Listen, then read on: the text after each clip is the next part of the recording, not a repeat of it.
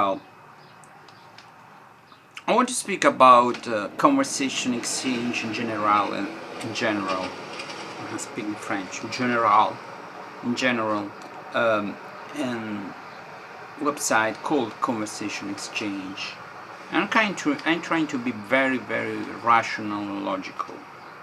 And I say that find the right partner can be very, very tricky. Do I mean by that? There are several things that makes the choice narrower, more narrow. First of all, first thing, you need to find somebody who learns the language. You're supposed to be a native speaker. That's food for some other considerations. And want to learn your own language. That's not a given, something you can take for granted. It depends on what your native language is, what your target language is, and how many of those people who speak the language you're learning are learning your own language. You're like if you speak a major language and that is not spoken by many people. I mean, the request of this language exceed the offer. For example, I speak Italian, and for some reason that I don't know why, considering the amount of native speakers, the number of learners of Italian is higher than what you expect. The scope of the language is not much. There are not many situations where Italian is required. Anyway, just you're in luck. But if you speak like Lithuanian or Albanian or even Greek, you're not in a good situation. Your language is not highly demanded. In spite of Greek is quite, not so much, but not so little as you would expect from a language spoken by, I think, 12 million people. That's the major problem, the first problem. Second thing is the level. A website is called Language Exchange, but you can show your level, and your level can be beginner. Obviously, if you're an absolute beginner, they can know that you conversation exchange just can't happen. Okay, so not a very smart move to call a website Conversation Exchange, and I think there is another one called Language Exchange. So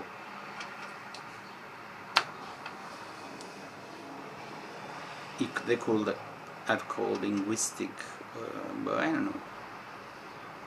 Anyway, exchange. And when there is a huge gap, for example, my problem is I'm at the extreme, and it's very difficult to deal with people that are or too advanced or they know next to nothing. When it comes to Russian, I know next to nothing. It's part of the course. It's a very difficult language, generally speaking, for most people, unless you speak Ukrainian or Belarusian or even other Slavic language that can help you out. But objectively, the pronunciation, even the spelling, is not obvious. It's an alphabet, but it's not very easy.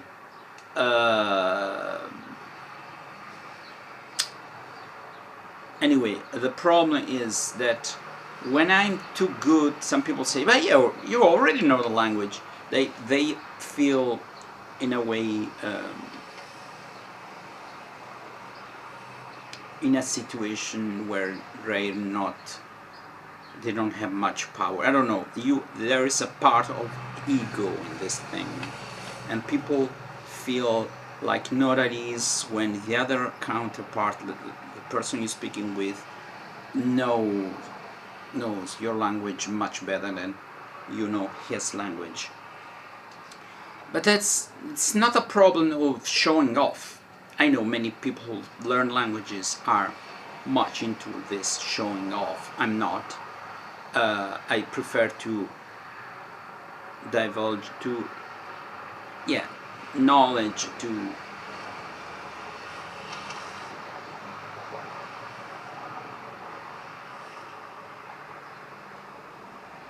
anyway.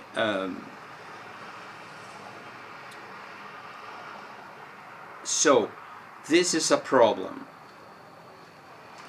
Many people don't know how to manage language exchange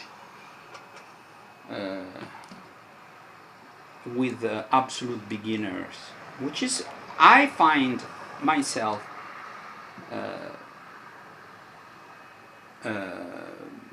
much more interesting than intermediate language exchange, because you have a clean slate and you can help from scratch people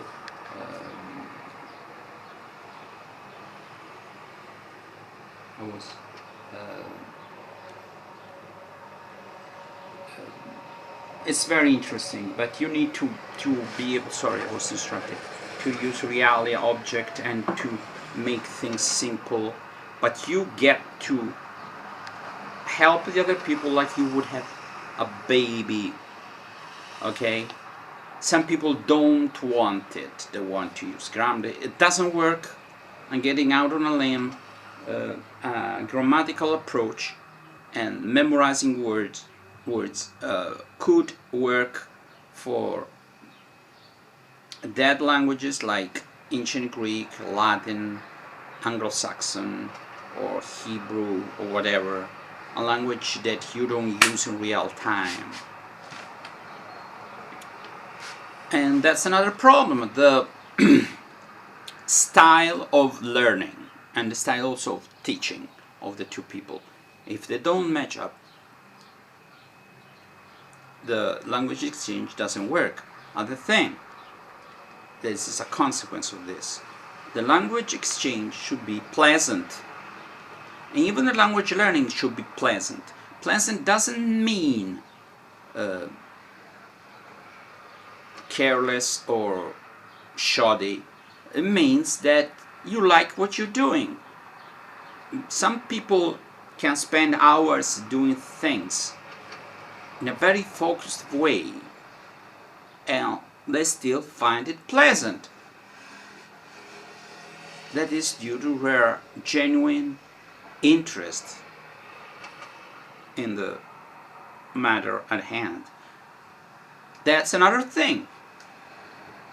And this is not something you can decide to have. Either you have it or you don't have it. So ask yourself, even if you've been doing this language for 2 or 3 years or 6 months, do I really enjoy the process, or I'm diverging, so to speak? I'm devoting time of my life, and we have a limited life, to something when I could do something else. So I decided, for example, that my main interest is music, so I cannot learn many languages. So how much time do I have on my hands? And language exchange, is it the core of my learning? Could not it Could be if you spend 1 hour a day and with the same person for 1-2 years, but that is not going to happen. People have a lot of errands, have a lot of things in life, and they don't have time. But you can have several people, yes, but as I said before, it's very difficult to find even 8-9 people who can help you out. You need to find a person who learns your own language, and as I said before, it depends on what your main language is. You find a person who where the language exchange is profitable. I mean, you get actual results, and should be pleasant. One thing without the other thing is not possible, because even it's profitable but you get annoyed or bored, you're going to give up. It is very pleasant, but you're not learning anything. You continue only because maybe you made friends, but then you skip, you switch to the language that the two people know better, and you gradually gave up the language that's common course. That's something that happens in real life every time. Unless there is this situation, it should be very controlled and people be very aware of the language they are speaking. People usually speak the common language. That is the language that both people know better, or both people speak more, and it's more. It's not the same thing. I can live in Greece for some time. My Greek cannot be on a native speaker level, but since I use it every day, I have the tendency to speak Greek more than I have to speak Italian or English. Just something I lived when I touched when I was in France. When I went back to Italy, I have the tendency to speak French, even if I speak, at the time I speak very good French, but it was not exactly like my Italian or English, but it was a language that's why sometimes you have people from the same country that live in America for some times, or in England, and they speak both to each other, because in English it can happen despite the fact that they both speak Italian, because it's more natural, because they've been speaking that language every day. They live in that country where the language is spoken. You tend to speak that language, okay? Something not sound counterintuitive, but it's like that. So the language you speak better, but also the language you speak more often.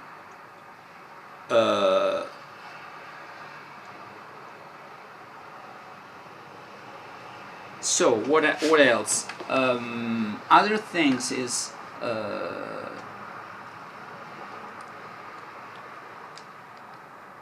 yes, the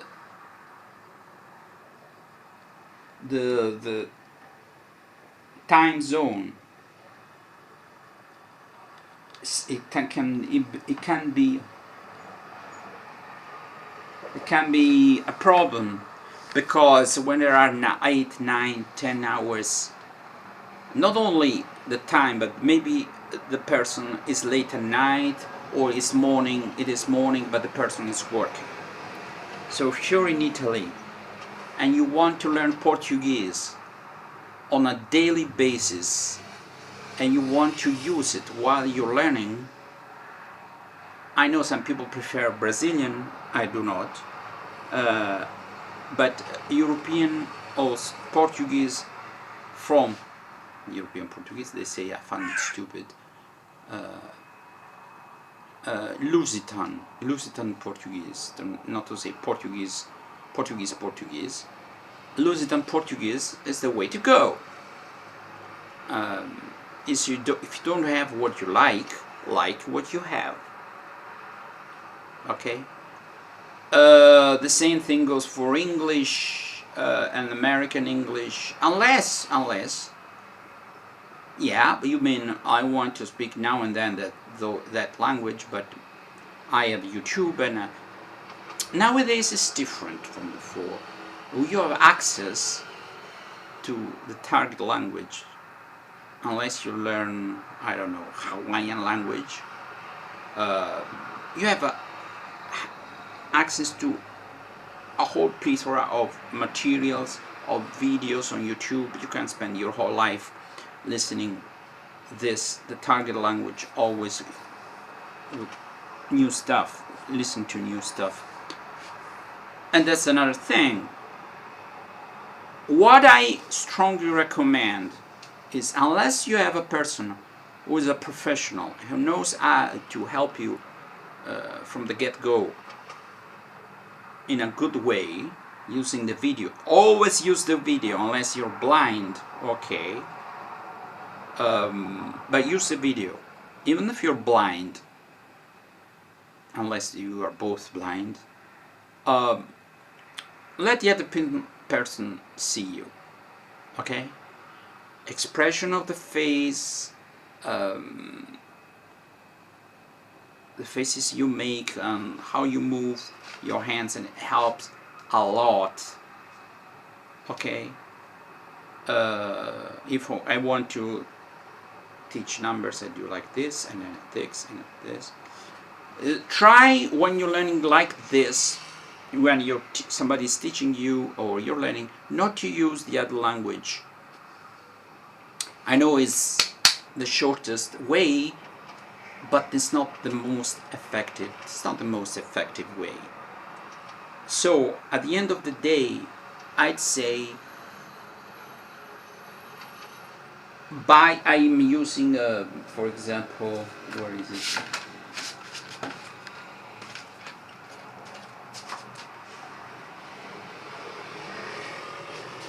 This, I invested money, not much money, 71 euros with the CDs. You can get for free online yes, but once you paid money, good money for this, you tend to use it, okay? Paper book, very important. Here, wait, I was looking for the ruler everywhere, and I found it yesterday. Recordings. This is the base, the core of your learning. You take a book that is a method, not grammar rules, something. A method done according to the new tendency, the new way of teaching languages. That's not very new, but anyway, it's effective. I don't think it's the most effective, but it's effective. Extra videos. I'm getting about other things than language change. Good, but we say in Italian dispersivo, how you put it, distracting. I don't know. It's a word that. Dispersive. No. Desultory, that's good. Never heard. No, that's saltuario sporadico, discontinuo, desultory. Okay, let's use this new word, desultory. Yes, it is desultory. Or dispersive.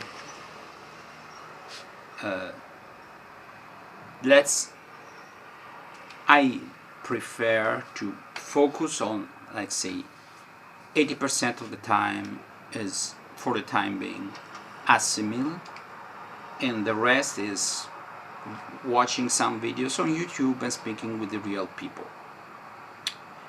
Remember that even if you start having language change, many times it ends. One thing that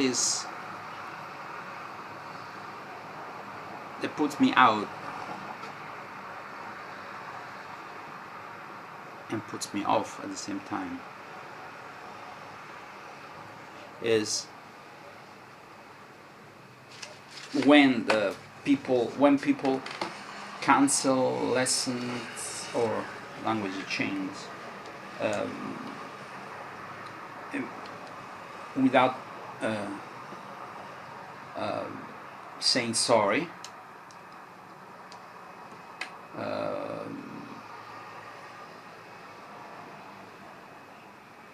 Or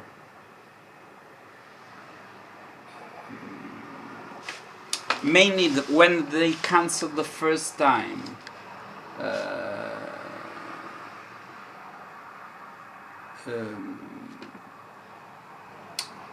it's not a good sign. And the wording of saying sorry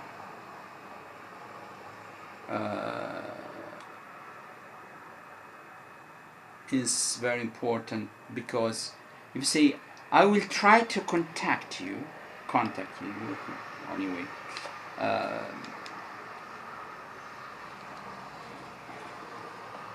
it's very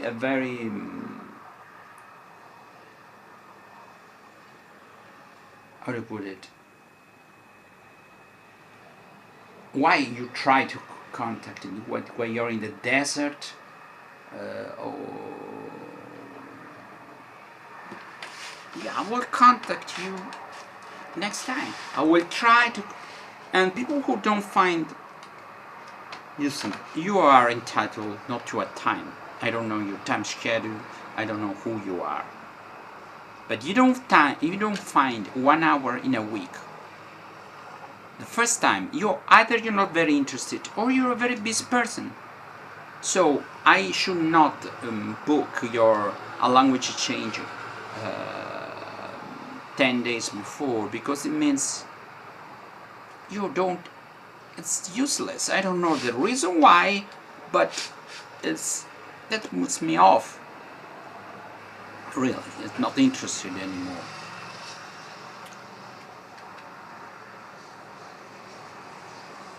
Sometimes for the writing, I use a blackboard to check my cursive.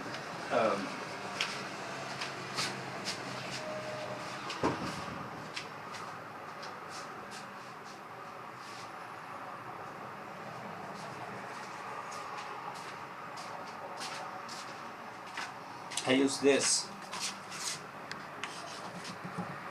It's an old method, but it works. Okay. To train your penmanship, the way you write cursive. I'm learning cursive in Russian. Okay, I think that just about does it.